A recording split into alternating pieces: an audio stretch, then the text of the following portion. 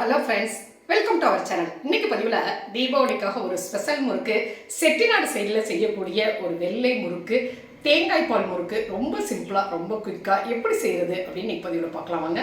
இந்த வெள்ளை முறுக்கு செய்கிறதுக்கு இன்றைக்கி நான் வந்து 1 கப் அளவுக்கு அரிசி மாவு எடுத்துருக்கிறேன். நான் கடையில் வாங்கின அரிசி மாவு தாங்க சேர்த்துருக்கிறேன். அது ஒன்றும் பிரச்சனை இல்லை.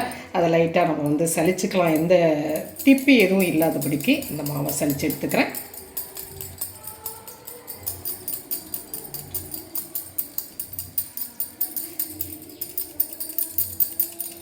1 கப் அரிசி மாவுக்கு நான் 1/4 கப் அளவுக்கு உளுந்தம்பருப்பு, வெள்ளை உளுந்தம்பருப்பு, தோல் இல்லாத உளுந்தம்பருப்பு எடுத்துருக்கிறேன். அந்த உளுந்தம்பருப்பை ஒரு பேனில் சேர்த்துட்டு லைட்டாக வாசம் வர்ற வரைக்கும் வறுத்துக்கலாங்க. இது அதிகப்படியாக வந்து நம்ம வறுக்கக்கூடாது. அது வந்து செட்டிநாடு சைடில் அப்படி லைட்டாக வெதுப்புறதுன்னு சொல்லுவாங்க. வாசம் வர்ற வரைக்கும் ஒரு லைட்டாக வறுத்து எடுத்துக்கலாம்.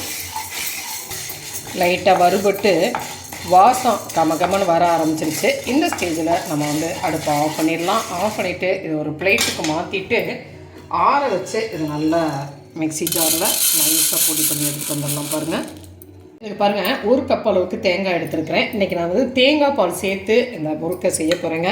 நீங்கள் தேங்காய் பால் இல்லாமல் தண்ணி கூட சேர்த்து செய்யலாம். இதில் நான் வந்து 1 கப்பு தேங்காய் எடுத்துருக்கிறேன், துருவின தேங்காய் எடுத்துருக்கிறேன். இதை நல்லா அரைச்சி ஃபஸ்ட்டு பால் மட்டும் நல்லா திக்கான பாலாக 1 கப்பு பால் நம்ம எடுத்துக்கலாம். பாருங்கள், தேங்காயை அரைச்சி எடுத்துட்டேன், தண்ணி சேர்த்துருக்கிறேன். அதை வந்து நம்ம தேங்காய் பாலை ஃபில்ட்ரு பண்ணி எடுத்துக்கலாம்.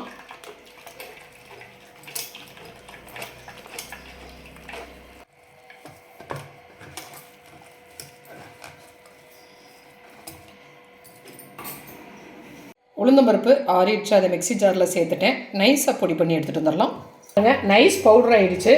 இதை வந்து சலடையில் சேர்த்துட்டு சலிச்சுக்கலாம். கப்பு இல்லாதபடி இந்த மாதிரி சலித்து எடுத்துக்கலாங்க. நீங்கள் அதிகப்படியான அளவு முறுக்கு செய்கிற மாதிரி இருந்துச்சுன்னா மிஷினில் கொடுத்து அரைச்சிக்கோங்க. நான் கம்மியாக செய்கிறதுனால மிக்சியிலே அரைச்சிட்டேன். இந்த கப்பியை நம்ம எடுத்துடலாம். இந்த மாவில் 2 ஸ்பூன் அளவுக்கு நான் வெண்ணெய் சேர்த்துக்கிறேன். ஃப்ரெஷ்ஷான வெண்ணெய் சேர்த்துருக்கிறேன். வெண்ணெய் இல்லைன்னா நீங்கள் சூடான எண்ணெய் கூட சேர்த்துக்கலாம். 1 டீஸ்பூன் அளவுக்கு உப்பு சேர்த்துக்கிறேன். கொஞ்சமாக ஓமம் சேர்த்துக்கிறேன். ஓமம் சேர்த்தும் பொழுது ஒரு நல்ல ஒரு வாசனையோடு இருக்கும். நீங்கள் ஓமம் இல்லைன்னா ஜீரகம் சேர்த்துக்கலாம். இட்டு இந்த மாவை வந்து நம்ம நல்லா பிசைஞ்சுக்கலாம். பாருங்கள், மாவை நல்லா ஒன்று சேர்த்து பிசைஞ்சிட்டேன். இந்த மாதிரி பிடிச்சிட்டு விட்டால் உதிர்ற மாதிரி மாவு நல்லா பிசைஞ்சாச்சு. இந்த ஸ்டேஜில் நம்ம வந்து தேங்காய் பாலை கொஞ்சம் கொஞ்சமாக சேர்த்து பிசைஞ்சுக்கலாம். ரொம்ப கெட்டியாகவும் இல்லாமல் ரொம்ப தண்ணியாகவும் இல்லாதபடிக்கு மாவை பிசைஞ்சுக்கலாம்.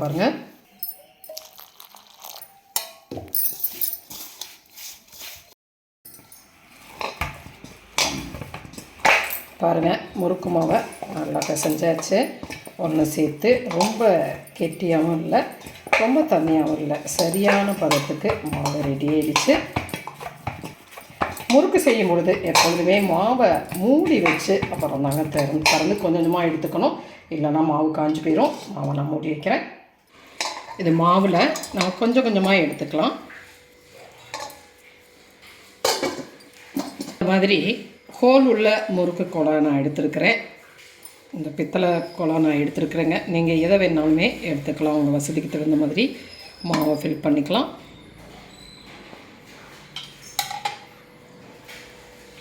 இந்த மாதிரி ஒரு கரண்டியில் வச்சு புளியும் பொழுது நமக்கு எண்ணெயில் போடுறதுக்கு வசதியாக இருக்கும். அதனால தான் நான் அந்த மாதிரி புளிஞ்சு காட்டுறேன். பாருங்கள்,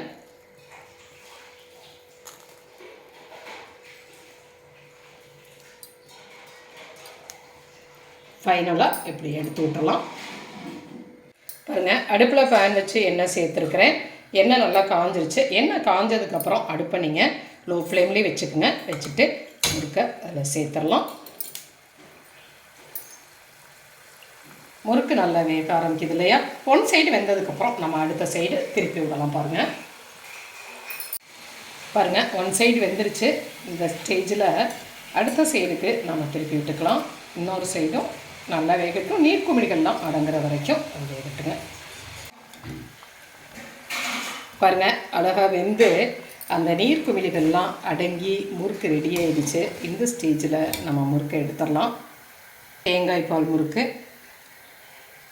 வெள்ளை முறுக்கு சூப்பராக ரெடி ஆகிடுச்சு. பாருங்கள், செட்டிநாடு சைடு முறுக்கு தேங்காய் பால் இல்லாமல் தண்ணி சேர்த்தும் நம்ம செய்யலாங்க.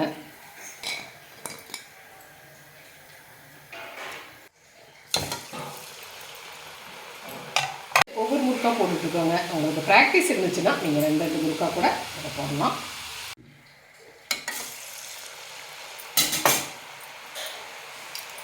இந்த மாதிரி 2 முறுக்காக கூட நம்ம போட்டு வேக வைக்கலாங்க. 2 முறுக்கு 3 முறுக்காக கூட போடலாம்.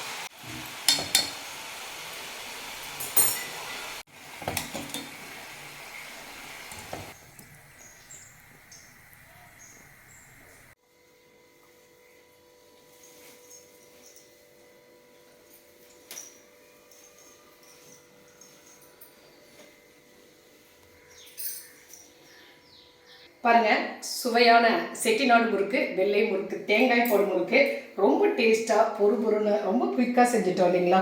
இது நீங்கள் பிகினர்ஸ் கூட ரொம்ப சிம்பிளாகவே செஞ்சிடலாங்க. இது எவ்வளவு முறுக்கு பொறுன்னு இருக்குது பார்த்தீங்களா. இந்த மாதிரி செஞ்சு பாருங்கள், கண்டிப்பாக எல்லாருக்குமே பிடிக்கும். செஞ்சு பார்த்துட்டு உங்களுடைய கமெண்ட்டை சொல்லுங்கள். இந்த பதிவு உங்களுக்கு பிடிச்சிருந்துச்சுன்னா சப்ஸ்கிரைப் பண்ண மறக்காதீங்க. லைக் பண்ணுங்கள், கமெண்ட் பண்ணுங்கள், ஷேர் பண்ணுங்கள். மற்றும் ஒரு பதிவு உங்களை மறுபடியும் சந்திக்கின்றேன். நன்றி.